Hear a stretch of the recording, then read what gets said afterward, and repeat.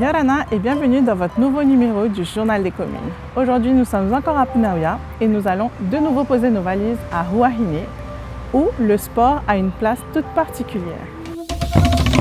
À travers des disciplines emblématiques comme le VAA, la commune accompagne ses administrés, ses associations et la jeunesse autour de valeurs de partage et de solidarité. Découvrons cela avec Théa Flores.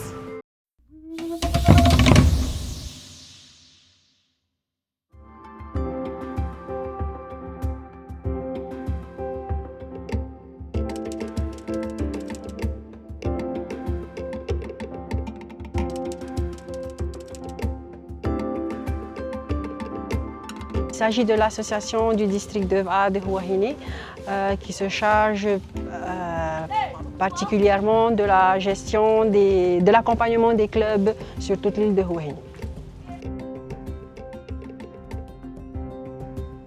Elle occupe une place assez importante dans le quotidien de toutes les familles de Huahine. Pourquoi? Parce que 90% des enfants de l'île de Huahine pratiquent du VAA. Les jeunes pratiquants, en fait, nous sur l'île, on a deux nouveaux formateurs titulaires du brevet sportif qui ont été récemment titularisés, Kevin et Georgette. Donc c'est par le biais de Kevin et Georgette que l'on a pu monter des écoles de VAA, d'abord au district de VAA et ensuite sur d'autres associations accompagnées par ces deux formateurs-là. L'impact que ça représente pour Huahine, c'est d'abord financièrement, parce qu'il faut savoir que c'est le district de VAA qui gère toute la partie hébergement, logistique, transport et restauration de toute la Hawaii Kinui, de Huahine jusqu'à Bora Bora. En général, en fait, pour le Hawaii Kinui, le district de VAA occupe une place très importante sur toute l'organisation de cet événement. Et après, il faut savoir que la Hawaii Kinui, c'est une course en fait qui représente beaucoup pour nos jeunes. Et c'est grâce à cette course-là qu'ils peuvent avoir des repères sur les clubs qui viennent d'ailleurs, les clubs de Tahiti, les grands clubs de l'international. Donc c'est ce qui les motive à devenir comme ces personnalités-là. Oui, alors ça fait 3-4 ans, si j'ai bonne mémoire, que l'on envoie nos enfants, nos jeunes rameurs sur la course de la Airi. C'est une course qui est organisée par le comité Hawaii Kinui, une course dédiée pour les enfants, les handisports et aussi les agents communaux et les entreprises. Côté matériel et financement, tout d'abord, nous on a de la chance parce qu'on a le soutien justement de la commune de Huahine qui nous a fourni des pirogues. Ça fait 6 ans maintenant que la commune a attribué des pirogues, a fabriqué des pirogues pour toutes les associations de la commune de Huahine. Donc ce sont des pirogues qui ont été redistribuées à chaque association. Et financièrement aussi, c'est la même chose. La commune est toujours derrière. Moi, je trouve que les parents, quand il s'agit des enfants, les parents sont toujours là et c'est la chance que l'on a parce que ça évite en fait de voir nos enfants traîner dans la ville, à errer sur le quai, à tomber sur des mauvaises fréquentations. Donc, pour le moment, ça va. Exceptionnellement, je suis les enfants, ça fait 2 semaines en l'absence de Kevin parce que normalement pour ce groupe d'enfants que l'on a ici le mercredi et le vendredi après-midi, on a 2 personnes, c'est-à-dire Tati, Georgette et Kevin, ce sont les 2 responsables. Donc exceptionnellement, ça fait 2 semaines que je le remplace pour suivre un groupe d'enfants.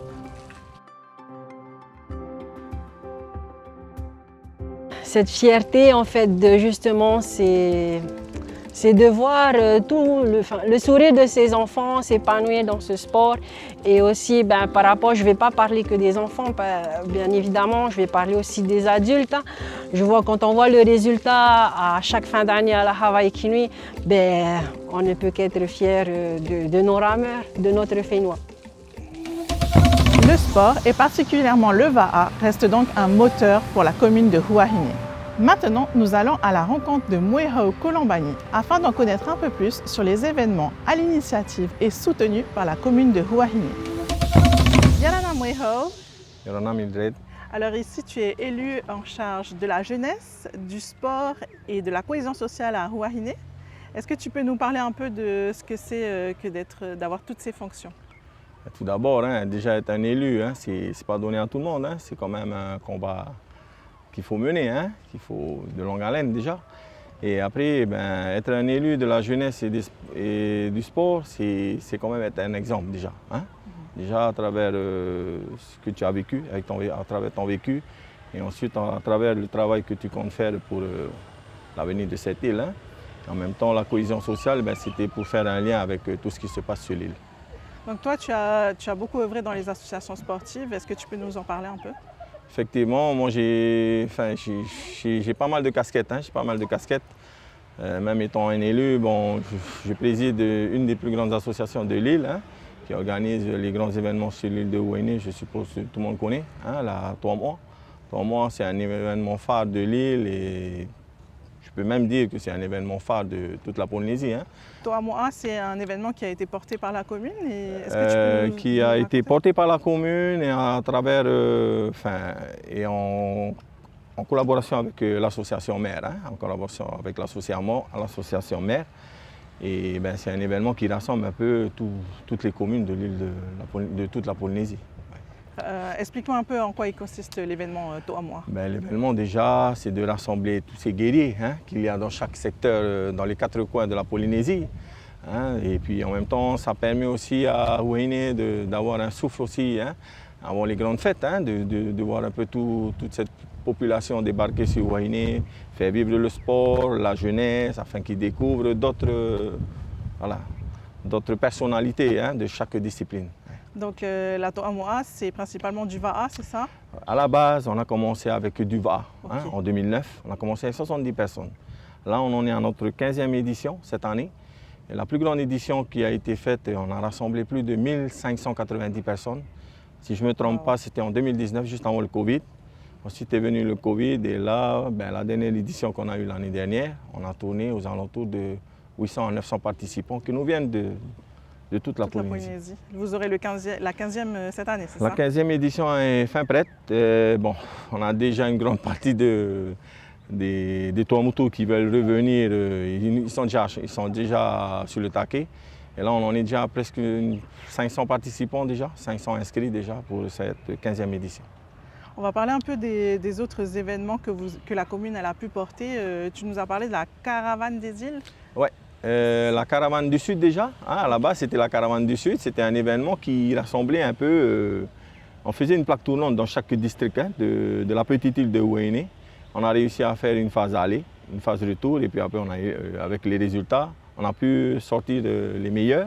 Et ces meilleurs éléments-là, ces meilleurs quartiers, ces meilleurs districts, ils ont eu cette opportunité de s'affronter contre les meilleurs de Rayatea, de Faone. Voilà. Ensuite après, avec Ma Zangale, on a essayé de faire tourner un peu la caravane dans les îles. Voilà. Cette année, si je ne me trompe pas, la caravane, on est à sa 5e ou 6e édition. Elle se fera sur les Marquises. Et c'est quelle discipline? On a focus sur le va'a, le futsal, la pétanque et le volley. Ce sont les 4 activités accessibles à tout le monde. C'est un peu adapté à tout le monde. Muehao, parle-nous un peu des programmes qui sont portés par la commune. Apparemment, ils sont imbriqués avec les programmes des fédérations? Oui, justement avec notre représentant Hiro, le maire, que tout le monde connaît, que je n'ai plus besoin de le présenter. C'est un grand homme déjà. Hiro, le maire, c'est son nom de famille. Son nom de famille, c'est le maire. Voilà, c'est notre champion. C'est notre champion de Huahine, champion et en même temps président d'une fédération. Nouvellement créé par lui-même déjà en 2013, si je ne me trompe pas. Donc avec lui et puis toute son équipe, Kevin, Céron Jérusalemi et Alfred, on a essayé de monter un programme, ETEA, qui est en relation avec les fédérations, mais sans oublier aussi la commune. On a essayé de marier un peu ces deux blocs-là pour qu'avec cela, on peut tirer la masse et également aussi l'élite. Vous avez un événement qui va arriver en août, qui apparemment est très spécial. Est-ce que tu peux nous en parler? On ne va pas dire que c'est le bébé de la caravane, mais c'est le cousin. C'est le cousin de la caravane parce que on va essayer de faire en sorte que cet événement s'appelle le Huiaro. Il débutera au mois d'août, pendant la dernière semaine des vacances d'août, juste après le Heiva. On va focus notre jeunesse, nos sportifs, sur cet événement-là et qui va faire une plaque tournante, cette fois-ci sur les 8 districts. Il y aura 4 étapes qui vont se faire cette année 2026 et 4 autres étapes qui vont se faire en 2027. Et à la sortie de cela, on verra qui sera le grand vainqueur de Huahine et qui va représenter Huahine par rapport aux grands événements que d'autres communes vont organiser de leur côté. Certainement qu'on les invitera pour venir ici participer. Mais il y a une chose que j'aimerais préciser. On n'est pas en train de lancer la charrue avant les bœufs, mais il y aura une course qui sera vraiment, un événement qui sera vraiment reconnu sur Huahine, mis à part 3 mois, qui s'appelle la traversée. La traversée, c'est un événement qu'on est en train de focus, on est en train de créer sur le district de Faye et qui va mettre en évidence non seulement le district de Faye, mais également cette route traversière qui, grâce à elle, aujourd'hui on peut être fier et content du 8. Vous allez voir, quand vous allez faire le tour de l'île, ou sinon quand vous allez voir sur la carte, Huahine, ce n'est pas qu'une île. Ouais, c'est au-delà d'être une île. Il y a un lien assez particulier qu'il y a entre Huahine-Iti et Huahine-Nui. Et grâce à cette route traversée, on a réussi à relier Huahine-Iti à Huahine-Nui avec cette route traversée. Et on en apprendra un peu plus en août, c'est ça?